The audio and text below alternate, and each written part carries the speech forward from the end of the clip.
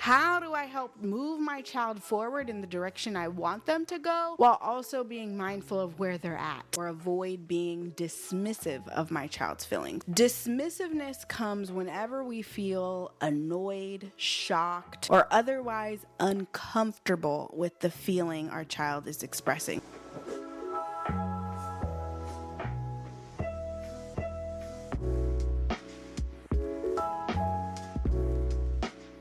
So lately, your little one has been saying some really shocking things like, "You like my sister more than me," or "I'm such a boring kid." And you're doing your best to stay curious, find out more, but nothing really helps move the needle. They keep repeating these phrases, and you're like, what do I do? How do I help my little one? Why are they saying this? Well, in this episode, I am going to discuss common reasons why kids fall back on these phrases, what they're really trying to say, and then how can we best respond in these moments so that we can help our child along. Okay, so that is what we're going to discuss in this episode. Welcome back to this series, Q&A with Dr. J, where I share really good questions that I've received inside of my private membership. I share the questions and then I share my recommendations, my thoughts, my experiences. So let's dive in. So this mom says, I'm noticing that my 6-year-old has been saying recently some really concerning things, like, "I feel like you love my sister more than me," or "I feel really boring. I'm a boring kid." And these things really sting. What I've done so far is stay curious and try to figure out why specifically she feels that way. Sometimes it's pretty minor, like she thinks her sister got a longer turn for watching her choice on the movie, but I don't want to dismiss it. She's the oldest, and I too remember feeling like my parents never took my side. I've also told her it sounds like she wants more playtime with me, and I've been focusing on that. Chef's kiss. This mom so far has been doing such an amazing job. Another phrase she said was, "I feel like I'm a boring kid." She said this yesterday when she was running on fumes after a long day of travel. She was frustrated that she didn't want any of the snacks I had because she only likes plain chocolate chip cookies, and I had Reese's cookies. Now, she's never said things like, "I'm stupid." She said she never used to say quote unquote stupid until starting kindergarten. So I want to combat this mindset if possible. So how do I help her work through her feelings so she can combat her negative mindset without being dismissive? Such a great question. How do I help her work through the emotions so that she can have a better mindset about herself, about me, and the relationship she has with her sister? Like, how do I help her have a better mindset but also not be dismissive? This is an art, right? How do I help move my child forward in the direction I want them to go while also being mindful of where they're at? I don't want to push them too far, but I also want to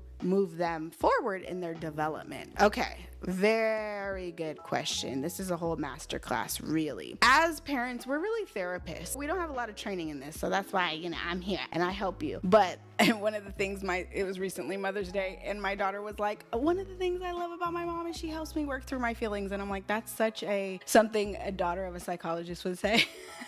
Like, we're always talking about feelings, but that is what I want to say, right? Is when our child is saying these phrases, it's easy to take it literally as parents, right? Like that you literally feel this way when really it's a feeling. I love this mom's question because in it she shares what she's already doing, and I just want to start off by saying that she's already doing so well at staying curious, right? When her child says something shocking, something unsettling, she's combating her impulsive responses to be like, "Oh no, you don't mean that," or "Yes, I do," and try to reassure her and meet her with logic. She's trying to stay curious instead, and I love that. I love it when we can slow down and say, I wonder what's coming up for you. Why do you feel that way? Or tell me more, right? Tell me more about, how you feel like I love you more than your sister. This is a really important thing. This is a really important statement. What's going on for you? What is your experience here? And this is where I pull her aside. I wouldn't do this in the middle of everything, in the emotion. Like, we want to teach our child that their words matter, their words are powerful, and we take them seriously. So whenever our child is like saying some really shocking things, I think it's important, whenever we can, whenever it makes sense for the environment, pull them aside. Hey, this is really important to me. You said something really serious. Now, this is going to teach them two things.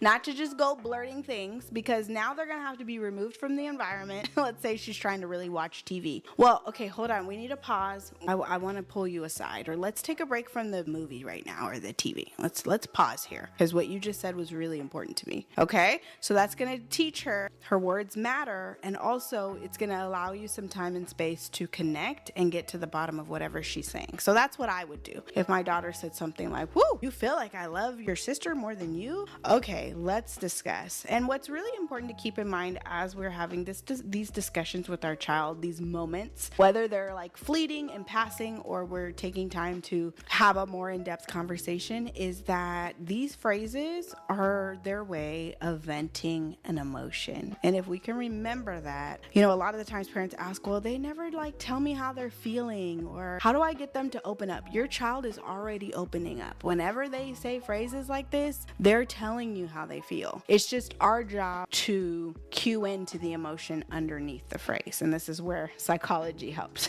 When we can be like, I know what you're trying to tell me in that phrase is that you feel left out, that you feel not as good, that you feel like something is unfair, like we talked about in the last episode about fairness, that something's off and you're feeling sad, you're feeling afraid of your position in the family, you're feeling like you need more connection and attention from me. So you're saying this phrase not to be malicious, not to be mean, not to be reactive, but to share with me a feeling.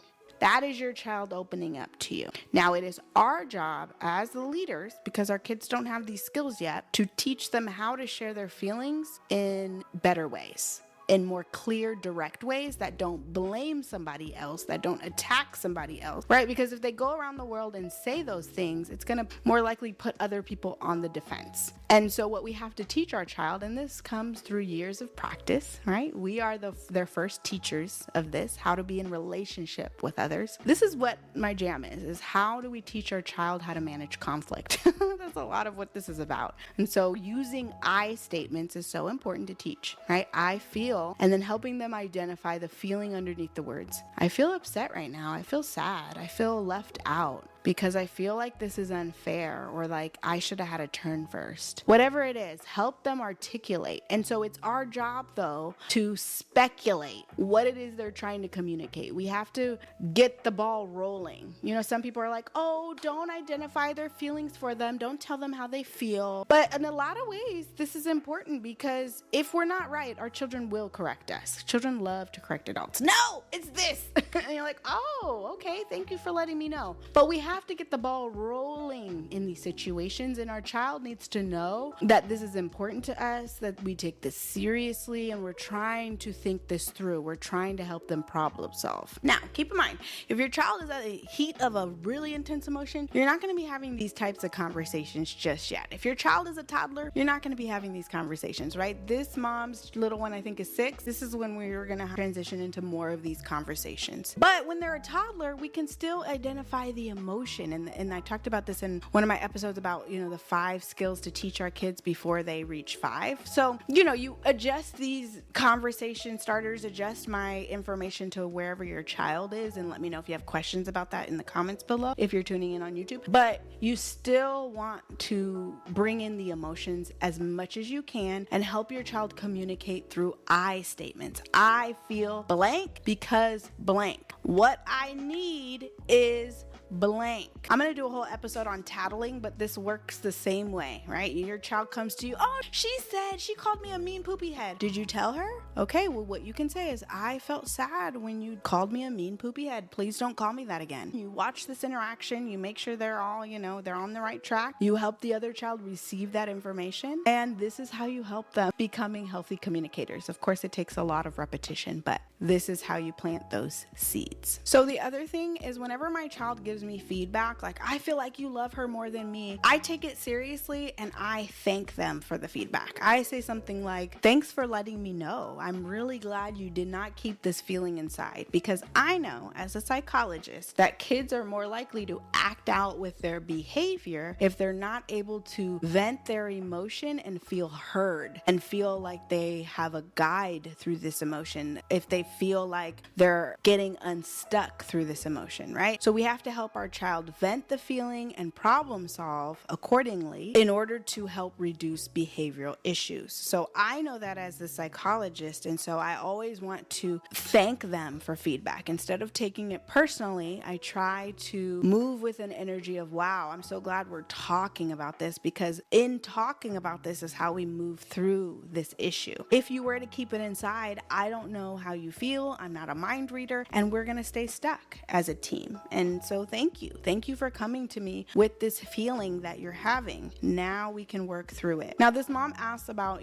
how do I minimize or cut back on or avoid being dismissive of my child's feelings? So dismissiveness comes whenever we feel annoyed, shocked, or otherwise uncomfortable with the feeling our child is expressing. So the way that we avoid being dismissive of our child's feelings is to monitor and check in with our own emotional reaction. Are we uncomfortable with this feeling? Okay.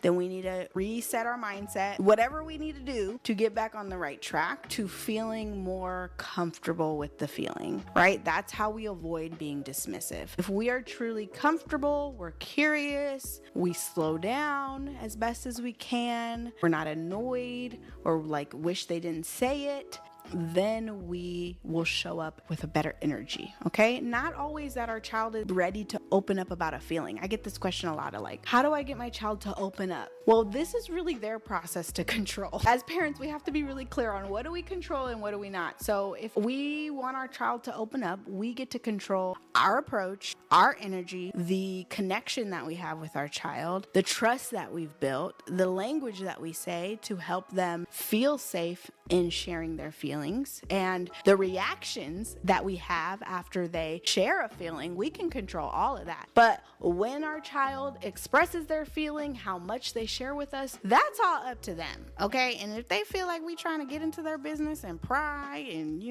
trying to get them to open up before they're ready, that is a sure way to get them to clamp up, okay, and freeze and say, nope, this doesn't feel safe. I feel like I'm being controlled. It's just like you, right? If you felt like a friend or your partner was interrogating you, all right, trying to get you to share things, and you're like, this is not feeling right. The way that you're going about this doesn't feel right. So the best thing you can do is just stay curious, allow for pauses, slow down, give them that affirmation. Thank you for sharing this with me. Wow, I'm so glad we're talking about this. Pause. You can ask gentle questions like, tell me more, or I'm here to listen when you're ready. But we don't want to say, well, tell me more. Tell me more, right? What else? Why do you feel that way, right? What did I do that made you feel that way? Okay, you see the energy? It's just different energy, okay? So bring your therapist hat in. Okay. Now, when she calls herself a boring kid, again, this is a feeling. And I think responding in the same way is good, but also normalizing. This little one said this because of a food choice. So I would just be like, it's okay. You like what you like, and that's all right. I'm not judging you. I know it's disappointing you wanted chocolate chip cookies and we don't have that right now, but you like what you like. And for me, I like what I like, and I would give an example, So in this moment, it would make a little bit more sense to kind of reassure, offer that connection there, but also just trusting in the back of our mind when they're really hungry, when they're really starving, they're gonna eat those Reese's cookies, okay? Or they're gonna eat something else if there's something available. So just trusting in that, not forcing it, but also, okay, yeah, I know you're disappointed right now. There's not the chocolate chip cookies you were hoping for. I totally can relate. I feel that way too sometimes. And just leave it at that, girl. It's all good. They'll find their way. Okay. Just trust your little ones will find their way. And again, just to recap, hearing these phrases, I know they can be shocking. They can be a little bit like, huh? You feel stupid? Also, I have an episode on when my daughter used the word stupid and how I helped her kind of reframe her mindset. So definitely check out that video if you're looking for some more like cognitive tips, right? How to turn your therapist hat on. But also just cueing into the feeling, identifying the feeling for them, trusting that they're going to correct you if you're off track, being open to hearing about it, and moving at their pace, right? Following their lead.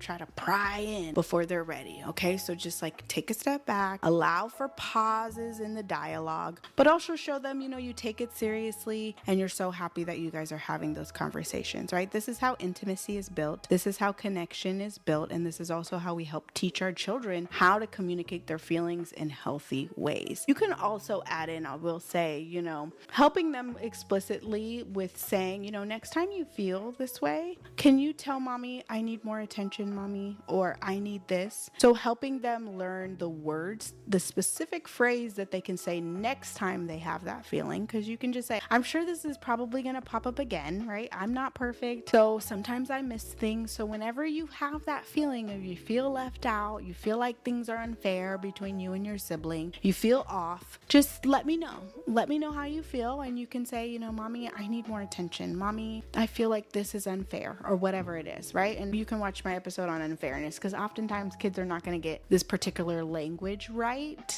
as if they're younger. Concept of fairness, they're still learning it. So you can watch that episode. I'll go ahead and link that too down below for help on this. But just roll with it. You got this. So if you are watching in on YouTube, let me know how you would respond if your child said, I'm such a boring kid, or you love my sister more than me. Or also let me know if there's anything, other shocking phrases that your child has said before that you're like, I don't know how to respond. Let me know and I'll try to make more useful content. And again, if you are looking for more support, if you'd like more of my coaching and more master classes and just, again, more guidance along your parenting journey, then check out my private membership. You can go to themomspsychologist.com/membership for all of the details. The links will also be down below in the description. That is it for this episode. I'll see you in the next one. Bye.